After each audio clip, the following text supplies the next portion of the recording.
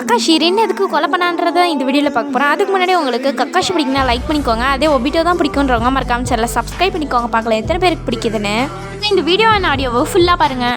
Kakashi, நீ உடனடியா என்ன இப்ப கொன்னே ஆகணும். நீ என்ன சொல்லிக்கிட்டு இருக்கிறீன்? ஹிடன் மிஸ்ட் வில்லேஜ் என்ன யூஸ் பண்ணிக்கிட்டாங்க. இதோட நான் லீஃப் வில்லேஜுக்கு வந்தா என்னால ஆபத்து வந்துரும். நான் உன்னை பாதுகாப்பு நான் போயிட்டு ப்ராமிஸ் பண்ணிருக்கேன். நீ கேக்குறத என்னால பண்ண முடியாது. இதை நீ பண்ணிதான் ஆகணும். நீ இங்க இருந்து கிளம்பு, நான் இதை பாத்துக்கிறேன். போ. இல்ல, என்னால அது முடியாது.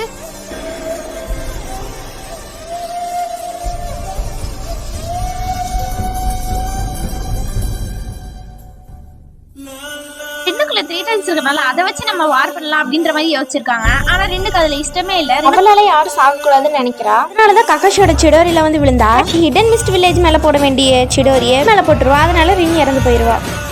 தேங்க்யூ ஃபார் வாட்சிங்.